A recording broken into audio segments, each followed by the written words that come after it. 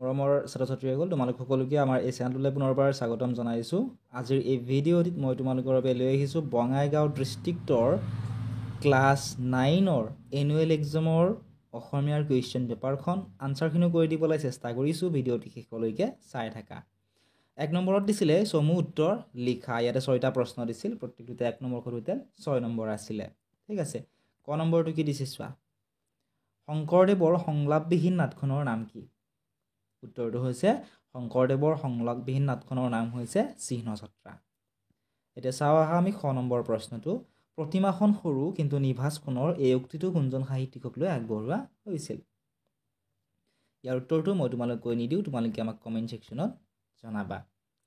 গ নম্বৰ প্ৰশ্নটো চোৱা। প্ৰশ্নটো আছিল শিশুলীলা পাঠটো শংকৰদেৱৰ কোনখন পুথিৰ অন্তৰ্গত? ইয়াৰ উত্তৰটো হৈছে শিশুলীলা পাঠটো শংকৰদেৱৰ কীৰ্তন ঘোষা পুথিখনৰ অন্তৰ্গত। নেক্সট প্ৰশ্নটো চোৱা। ঘ নম্বৰ ময়াপী শব্দটোৰ অৰ্থ কি? ইয়াৰ উত্তৰটো তোমালোকে কমেণ্ট ছেকশ্যনত জনাবা। একেবাৰে ইজি হয়, কিতাপখনতে দিয়া আছে, তাত চাই তোমালোকে কমেণ্ট ছেকশ্যনত জনাবা। 9 নম্বৰ প্ৰশ্নটো চোৱা। হীৰেণ ভট্টাচাৰ্যই কোনখন কবিতা পুথিৰ বাবে সাহিত্য অকাডেমী বঁটা লাভ কৰে? উত্তৰটো হৈছে হীৰেণ ভট্টাচাৰ্যই সুগন্ধিৰ পখিলা কবিতা পুথিখনৰ বাবে সাহিত্য অকাডেমী বঁটা লাভ কৰে। নেক্সট কুৱেশ্যনটো চোৱা তোমালোকে। প্ৰথম 6 নম্বৰ কুৱেশ্যনটো আছিল যে মোৰ দেশ কবিতাটোত দেশৰ প্ৰতিটো পুৱাই কবিৰ বাবে কি লুকাই আনিছে?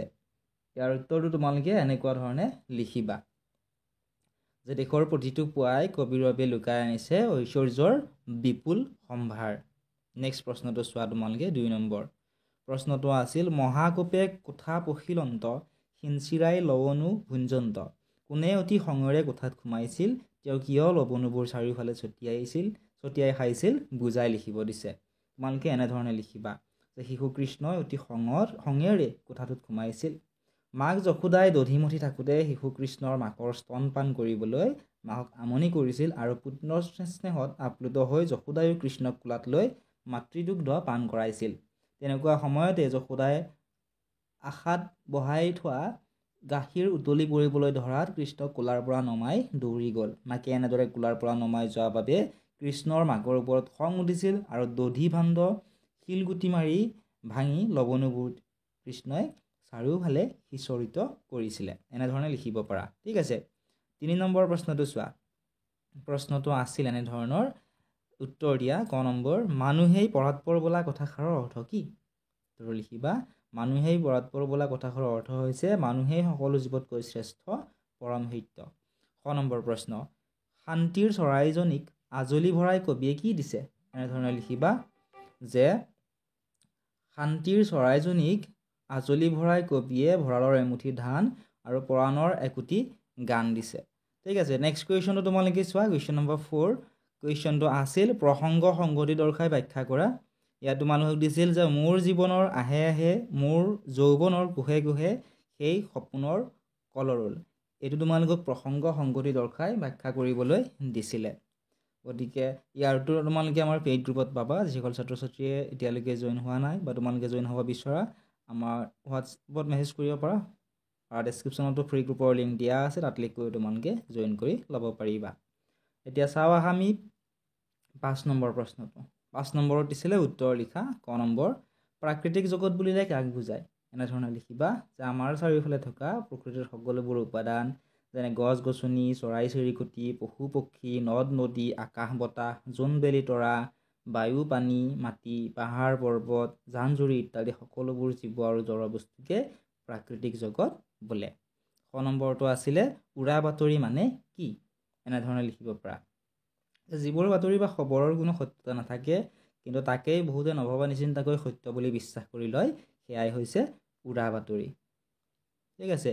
গ নম্বৰটো কি দিছে চোৱা। লক্ষণাক্ৰান্ত মানে কি বুজা? এনেধৰণে লিখিবা সময়ৰ যুগ কল্প শতাব্দী ঋতু বছৰ মাহ দিন ৰাতি প্ৰহৰ দণ্ড পল অনুপল এই ভাগবিলাক বিশেষ বিশেষ লক্ষণাক্ৰান্ত, অৰ্থাৎ কিছুমান বিশেষ বিশেষ লক্ষণৰ দ্বাৰা বুজোৱা।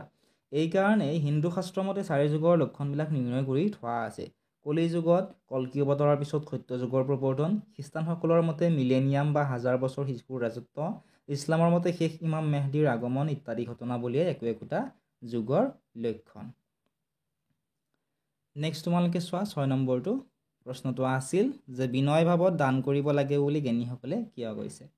এনেধৰণে লিখিবা বিনয় মানে হৈছে নম্ৰতা নম্ৰতাই মানুহৰ ওচৰত মৰমীয়াল কৰি তোলে বিনয় ভাৱক অলংকাৰৰ লগত তুলনা কৰিব পাৰি অলংকাৰে যেনেকৈ মানুহৰ শাৰীৰিক সৌন্দৰ্য বৃদ্ধি কৰে তেনেকৈ বিনয় ভাৱে মানুহৰ ব্যক্তিত্ব প্ৰকাশত অৰিহণা যোগায় সেয়ে দান দিয়াৰ সময়ত বিনয় ভাৱত দান কৰিব লাগে বুলি জ্ঞানীসকলে কৈছে বিনয়ী ভাৱত দান কৰিলে মানুহৰ মাজত মৰম চেনেহ শ্ৰদ্ধা ভক্তি আদি গুণৰ বিকাশ হয় আৰু সামাজিক জীৱনো সুখৰ হয় নেক্সট তোমালোকে 7 নম্বৰটো চোৱা নৈৰ খুঁতৰ লগত সময়ক তুলনা কৰা হয় কিয় আমাক সুধিছে তোৰ এনেধৰণে লিখিবা সময়ক নৈৰ খুঁতৰ লগত তুলনা কৰাৰ কাৰণ হ'ল যিদৰে নৈৰ খুঁত নিৰৱধিভাৱে চিৰ প্ৰবাহিত হৈ থাকে সময়ৰ খুঁটো পাৰ হৈ গৈ থাকে নৈৰ খুঁতে যাওঁতে চকুৰে দেখি কিন্তু সময় পাৰ হৈ যোৱাটো চকুৰে দেখা নাযায় কেৱল কাৰ্যক্ষেত্ৰতহে তাৰ উমান পোৱা যায় যিদৰে বৈ যোৱা নৈৰ খুঁটক পুনৰাই উভতাই আনিব নোৱাৰি ঠিক সেইদৰে পাৰ হৈ যোৱা সময়কো পুনৰাই ঘূৰাই আনিব পৰা নাযায় 8 নম্বৰত কি দিছে চোৱা 8 নম্বৰত দিছে অন্ধবিশ্বাস মানে কি